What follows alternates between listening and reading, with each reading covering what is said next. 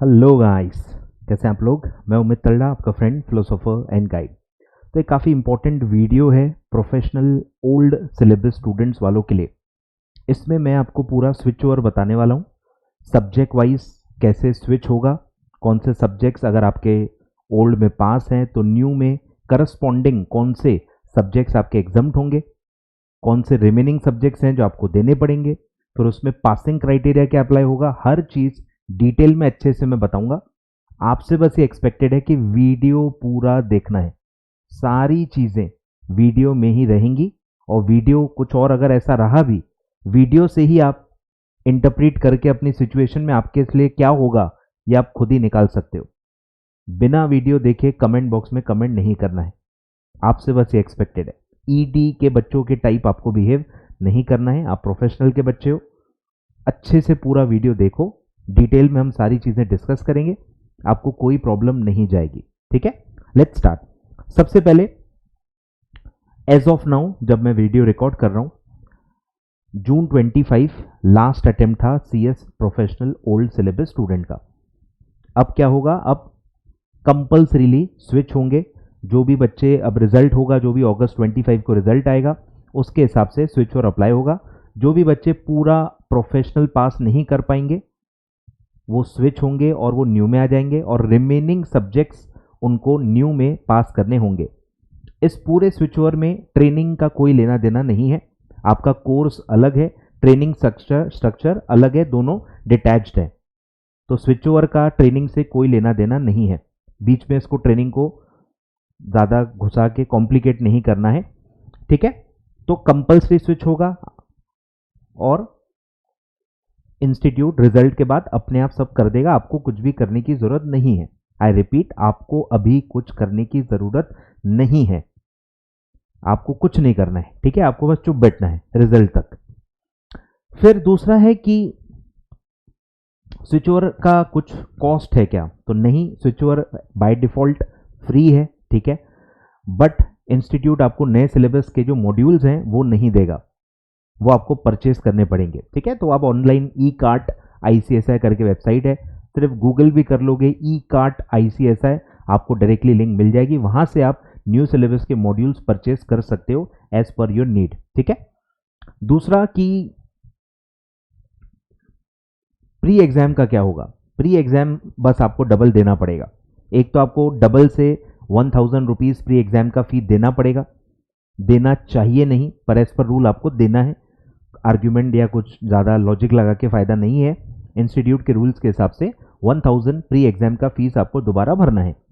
उसके बाद पेमेंट करने के बाद फिर आपका न्यू में स्विच होगा और आपको न्यू के पेपर्स प्री एग्जाम के लिए दिखना चालू हो जाएंगे। सब में टाइम लगता है थोड़ा, तो फिर न्यू के हिसाब से जो भी आपके रिमेनिंग सब्जेक्ट्स आएंगे जो हम इस वीडियो में डिस्कस करेंगे, उन सब्जेक्ट्स का, रिमेनिंग सब्जेक्ट्स का बस आपको प्री एग्जाम पास करना है। हो सकता है प्री एग्जाम आपको सारे पेपर का दिखा रहा हो, क्योंकि हम इंडिया में रहते हैं, यूएस में नहीं रहते, इंडिया में है, तो थोड़ा बहुत ग्लिच, थोड़ा बहुत प्रॉब्लम, सब चीज़ें एक्सेप्ट करके चलो। तो हो सकता है आपको सारे पेपर्स दिखा रहे हो, पर आपको देने वही हैं जो आपके रिमेनिंग सब्जेक्ट्स हैं स्विच ओवर होने के बाद। ठीक है, तो बस उन्हीं के प्री एग्जाम्स आपको बस पास करने हैं, और जैसे ही आपने प्री एग्जाम फी पे करी, आपने प्री एग्जाम क्लियर कर लिए रिमेनिंग सब्जेक्ट्स के, उसके बाद आप एग्जाम फॉर्म भर सकते हो, एग्जाम फॉर्म आप भर सकते हो। ठीक है, दिसंबर 25 का पेपर आप दे सकते हो, कोई दिक्कत नहीं है। ठीक है, तो ये पूरा मैंने आपको बता दिया। अब आते हैं सब्जेक्ट वाइज स्विच ओवर पे कि ये कैसे होता है। सबसे पहली चीज मैं आपको बता दूं, ग्रुप वाइज स्विच ओवर नहीं होता। सर मेरा ग्रुप 1 पास है, अब मैं सिर्फ ग्रुप 2 दे देता हूं, ऐसे नहीं होता है, ऐसे नहीं होता है। ग्रुप वाइज स्विच ओवर नहीं होता है, सब्जेक्ट वाइज होता है, तो सब्जेक्ट लेवल पे पूरा देखना पड़ेगा। ठीक है, तो अगर आप कोई पूरा ग्रुप पास हो, एग्जाम्पल आप ओल्ड में ग्रुप 1 पास हो, तो उसमें 3 सब्जेक्ट होते हैं, वो तीनों सब्जेक्ट आप पास हो ऐसा माना जाएगा। अगर आप एक ग्रुप पास हो, कोई भी एक ग्रुप, 2 ग्रुप, 3 ग्रुप, जो भी है, कुछ भी, अगर आप ग्रुप लेवल पे पास हो तो उसके अंदर जो सब्जेक्ट्स होते हैं वो आप पास हो चुके हो ऐसा माना जाएगा, और उसका स्विच ओवर के तहत आपको एग्जाम्पशन मिल जाएगा। नंबर 1, अगर आप कोई ग्रुप पास ही नहीं हो, ग्रुप पास नहीं हो, ग्रुप में फेल हो, लेकिन इंडिविजुअल एक आधे या दो सब्जेक्ट में अगर आपका एग्जम्पशन है 60% मार्क्स या हायर क्वालिफिकेशन है, कोई भी बेसिस पे अगर आपका कोई इंडिविजुअल सब्जेक्ट में एग्जम्पशन है तो वो भी आपको स्विच ओवर में एग्जम्पशन मिलेगा। क्लियर है? दो टाइप के ऐसे एग्जम्पशन है। सिर्फ आपको क्या देखना है, ग्रुप पास है या फेल है। ग्रुप पास है तो उसके अंदर जो सब्जेक्ट्स हैं वो सब मेरे एग्जम्प्ट हो जाएंगे। ग्रुप फेल हूं लेकिन उसके अंदर कोई एक आधा या दो सब्जेक्ट मेरे एग्जम्प्ट है तो वो भी मेरे एग्जम्पशन मेरे को मिल जाएंगे। क्लियर है क्या?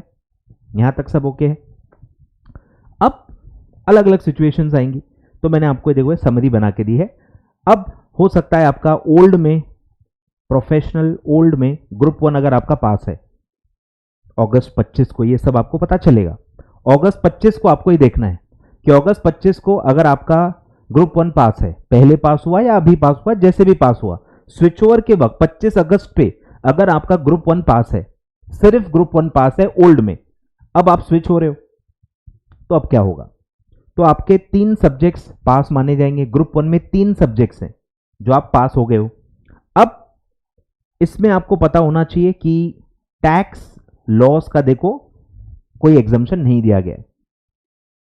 टैक्स लॉस का कोई एग्जम्पशन नहीं दिया गया है, तो ग्रुप 1 अगर बच्चा पास है तो टैक्स सब्जेक्ट पास है, लेकिन न्यू में टैक्स इलेक्टिव में आ गया है, इसीलिए उन्होंने कोई एग्जम्पशन नहीं दिया है। ठीक है, तो टैक्स का आपका जो पासिंग है वो वेस्ट हो जाएगा, वो काम में नहीं आएगा। तो 2 सब्जेक्ट का आपको एग्जम्पशन मिलेगा और करस्पॉन्डिंग वो कौन से 2 सब्जेक्ट्स हैं, गवर्नेंस के लिए आपको ईएसजी का एग्जम्पशन मिलेगा और ड्राफ्टिंग के लिए ड्राफ्टिंग का मिलेगा।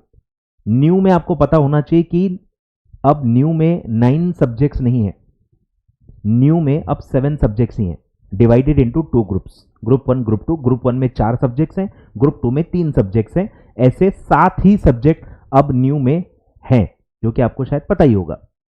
तो 7 मतलब न्यू में है, उसमें से 2 आपके एग्जम्प्ट है, 7 में से 2 आपके एग्जम्प्ट है, ईएसजी और ड्राफ्टिंग, मतलब बचे हुए 5 आपको देने। तो वो कौन से 5 सब्जेक्ट है जो आपको देने हैं? नंबर 1 CMADD, ठीक है, compliance management, audit and due diligence, CRVI, SMCF, फिर ग्रुप 1 का elective as per new syllabus, group 2 का elective as per new syllabus. New syllabus में 2 सब्जेक्ट इलेक्टिव हैं, न्यू सिलेबस में 2 सब्जेक्ट इलेक्टिव हैं, ग्रुप 1 में भी एक इलेक्टिव है, ग्रुप 2 में भी एक इलेक्टिव है। तो ऐसे 5 सब्जेक्ट आपको देने हैं। अब एक और चीज कि एग्जाम फॉर्म किसका भरना है, आपके कुछ सब्जेक्ट ग्रुप 1 में आएंगे एज पर न्यू, कुछ सब्जेक्ट ग्रुप 2 में आएंगे। अगर आपका दोनों ग्रुप में सब्जेक्ट्स आ रहे हैं तो आपको दोनों ग्रुप का ही फॉर्म भरना पड़ेगा।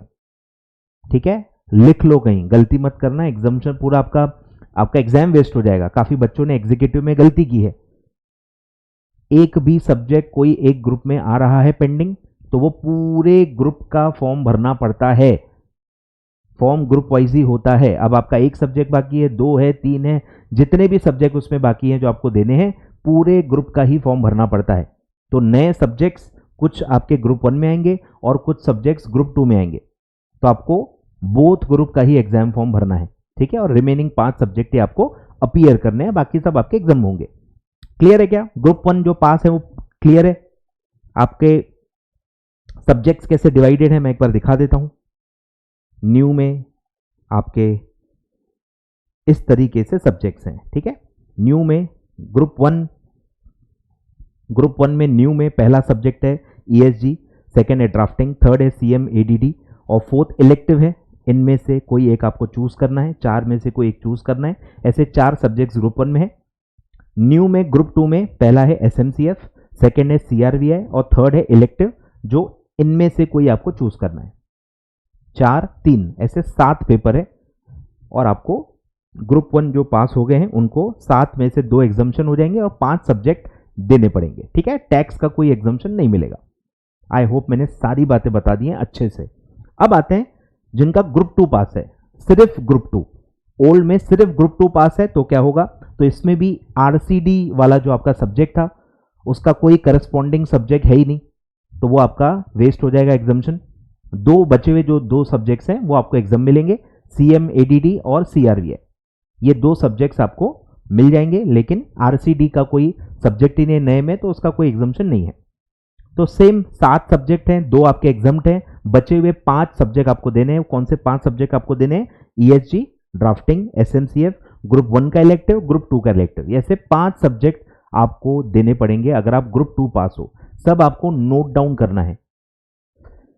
प्रोफेशनल वाले बच्चों को बोलना पड़ रहा है, अजीब लग रहा है। ये सब लिख लेना प्लीज, रिक्वेस्ट है, ये सब लिख लेना। आप कौन सी कैटेगरी में हो और आपके कौन से एग्जाम्प्ट है, कौन से देने हैं, लिख लो प्लीज, ठीक है। तो ऐसे 5 सब्जेक्ट आपको देने हैं। फिर आते हैं लास्ट कैटेगरी में, ग्रुप 3। अगर ग्रुप 3 आपका पास है ओल्ड में, तो क्या होगा, इसमें भी एमसीएस का कोई करस्पॉन्डिंग सब्जेक्ट नहीं है, तो एमसीएस का एग्जाम्पशन कुछ भी आपको नहीं मिलेगा। बाकी 2 सब्जेक्ट जो है उनका करस्पॉन्डिंग एग्जाम्पशन मिलेगा। तो करस्पॉन्डिंग सब्जेक्ट कौन से हैं, एक है एसएमसीएफ और सेकंड है इलेक्टिव। जो भी इलेक्टिव आपने पास किया होगा, अब वो इलेक्टिव हो सकता है न्यू में ग्रुप 1 में आए या हो सकता है ग्रुप 2 में आए, कहीं भी आ सकता है, क्योंकि 2 इलेक्टिव्स हैं।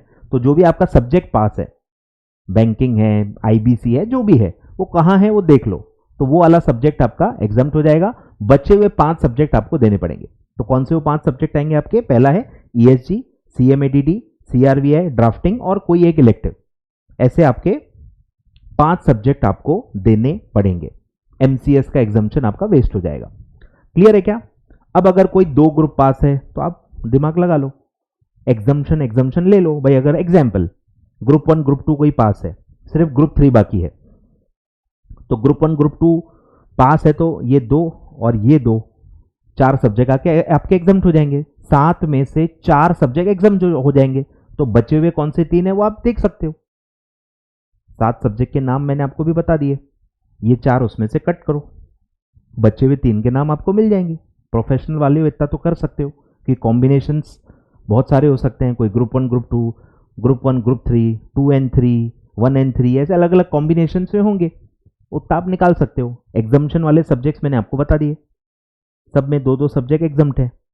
तो आप देख लो, एक से ज़्यादा ग्रुप अगर आपके पास हो गए हैं तो आपको मिल जाएगा। और कोई ग्रुप लेवल पे आप फेल हो, लेकिन एक आध सब्जेक्ट में आपको एग्जाम्पशन है, तो वो एक सब्जेक्ट का भी आपको एग्जाम्पशन करस्पॉन्डिंग मिल जाएगा। क्लियर है। तो आप अपनी सिचुएशन के हिसाब से अपने लिए निकाल सकते हो, कोई बहुत बड़ी बात नहीं है, ठीक है। और सब्जेक्ट वाइज क्या एग्जाम्पशन है मैं आपको बता देता हूं। ओल्ड में अगर आपका गवर्नेंस पास है तो न्यू में ईएसजी एग्जाम मिलेगा। ओल्ड में टैक्स एग्जाम्प्ट है तो कोई एग्जाम्पशन नहीं है। ड्राफ्टिंग के जगह पे ड्राफ्टिंग एग्जाम्पशन है, ठीक है। सेक्रेटरियल ऑडिट है, ये सब है, तो सीएमएडीडी आपका एग्जाम्प्ट है। सीआरवीआई के जगह पे सीआरवीआई एग्जाम्प्ट है, ठीक है। आरसीडी बंद है तो आरसीडी का भी कोई एग्जाम्पशन नहीं है। फंडिंग जो हमारा सब्जेक्ट था तो उसके लिए एसएमसीएफ एग्जाम्प्ट है। एमसीएस का कोई नया सब्जेक्ट है ही नहीं तो उसका भी एग्जाम्पशन वेस्ट हो जाएगा, कुछ करस्पॉन्डिंग एग्जाम्पशन नहीं है। इलेक्टिव भी सेम टू सेम मिलेगा। बैंकिंग है तो इधर बैंकिंग मिल जाएगा, फिर इंश्योरेंस है तो इंश्योरेंस मिल जाएगा, ठीक है। आईपीसी आईबीसी है तो आईपीआर है तो आईपीआर मिल जाएगा, आईबीसी है तो आईबीसी मिल जाएगा। लेकिन कुछ कुछ देखो, अगर डायरेक्ट टैक्स लॉ था तो अब डायरेक्ट टैक्स लॉ इलेक्टिव में है ही नहीं तो वो आपका वेस्ट हो जाएगा। अगर वैल्यूएशन वगैरह है तो वो भी न्यू में कंटिन्यू नहीं किया गया है तो वो भी आपका वेस्ट हो जाएगा, ठीक है। ये 2 में नहीं मिलेगा, ठीक है। फॉरेंसिक ऑडिट है तो इसमें इंटरनल फॉरेंसिक ऑडिट मिल जाएगा। लेबर लॉ है तो लेबर लॉ मिल जाएगा, ठीक है। तो ये सब बाय रूल है। कोई इंडिविजुअल सब्जेक्ट आपका 60 मार्क्स प्लस के वजह से एग्जाम्प्ट है तो करस्पॉन्डिंग वो सब्जेक्ट भी आपको एग्जाम मिल जाएगा। क्लियर है क्या। क्लियर है क्या। सब नोट डाउन कर लो, ठीक है। और अपने हिसाब से आप अपने लिए निकाल सकते हो, ये भी आप नोट डाउन कर लो।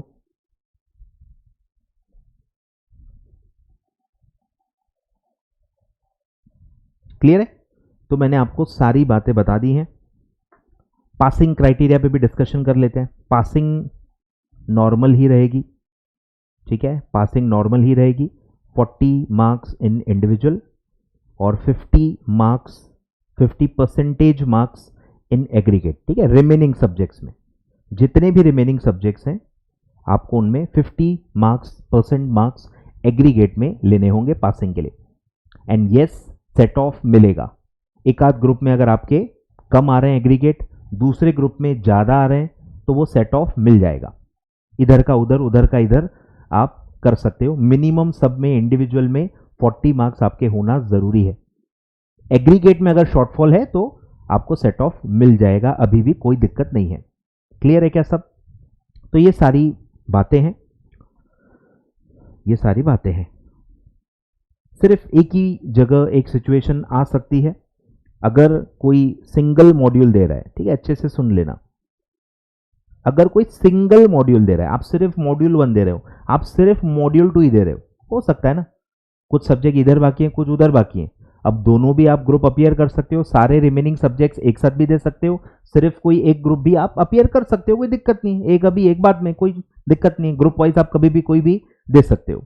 तो अगर कोई बच्चा ऐसा है जो सिंगल मॉड्यूल दे रहा है, सेट ऑफ बोथ ग्रुप में वर्क करता है, आपको पता होना चाहिए। Set of system group level पे होता है तो बोथ ग्रुप वालों को ही मिलता है, सिंगल मॉड्यूल में सेट ऑफ सिस्टम होता ही नहीं है, ठीक है, तो ये ध्यान रखना। तो अगर आपका सिंगल मॉड्यूल है, अब उसमें अगर सिंगल सब्जेक्ट है, हो सकता है ना किसी का ऐसा हो कि वो एक ही मॉड्यूल दे रहा है और एक ही सब्जेक्ट है, सब्जेक्ट भी एक ही बाकी है, एक ही मॉड्यूल बाकी है, दे रहा है, एक ही सब्जेक्ट उसमें बाकी है, सिर्फ इस सिचुएशन में 50 मार्क्स पासिंग हो जाती है। आई रिपीट, जब भी ये सिचुएशन आती है तब भी पासिंग 40 नहीं 50 हो जाएगी। सिंगल मॉड्यूल ही आप अपीयर कर रहे हो और उसमें एक ही सब्जेक्ट दे रहे हो, एक ही सब्जेक्ट बाकी है, तो उस सिंगल सब्जेक्ट को पास करने के लिए 50 मार्क्स की पासिंग लगती है। अदर देन दिस कभी भी 50 मार्क्स की पासिंग नहीं होती है सिंगल सब्जेक्ट में, 40 मार्क्स ही इंडिविजुअल पासिंग रहती है। एग्रीगेट लेवल पे 50% मार्किंग होती है। क्लियर है क्या? तो ये सारे परम्यूटेशन कॉम्बिनेशन सारी बातें अच्छे से डिटेल में मैंने बता दी है। तो आई होप आपको वीडियो काम में आया होगा। वीडियो लाइक ज़रूर कर देना और अपने सारे फ्रेंड्स के साथ, सेल्फ स्टडी स्टूडेंट्स के साथ ये शेयर करना ताकि मेरी मेहनत वेस्ट ना हो और कोई भी बच्चा मेरे होते हुए भी भटक रहा है, उसको कोई बता नहीं रहा, कोई रिप्लाई नहीं दे रहा, उसको पता ही नहीं चल रहा, तो ऐसा न हो। आप ही हो जो ये रोक सकते हो, मेरी वीडियो पहुंचा सकते हो अपने सारे फ्रेंड्स के पास ताकि उनको कोई कंफ्यूजन न हो। ठीक है, चलिए, थैंक यू सो मच। जो वीडियो में मैंने बताया इसके अलावा कुछ अगर है जो मैंने कवर नहीं कर पाया या मेरे दिमाग में नहीं आया, आप कोई और पेक्युलर सिचुएशन में हो तो आप कमेंट में पूछ सकते हो। पर अगर मुझे ऐसा लगा कि ये मैंने वीडियो में बताया हुआ है तो मैं कमेंट में रिप्लाई नहीं करूंगा। मैं आलस को सपोर्ट नहीं करता, वीडियो स्किप करके या आधा अधूरा देख के, ठीक है, वीडियो ओपन करके क्लोज कर देना, 1-2 मिनट देख लेना, ठीक है, उसको वीडियो देखना नहीं बोलते। पूरा वीडियो देख रहे हो तो ही मैं मानूंगा कि आपने वीडियो देखा है। भले आप फास्ट फॉरवर्ड करके देख सकते हो, स्पीड बढ़ा के देख सकते हो, बट वीडियो जिसने नहीं देखा है मैं उस पर रिप्लाई नहीं दूंगा। उसके क्वेश्चन से मुझे समझ में आ जाता है कि उसने वीडियो देखा है कि नहीं देखा है। ठीक है, चलिए, ऑल द बेस्ट।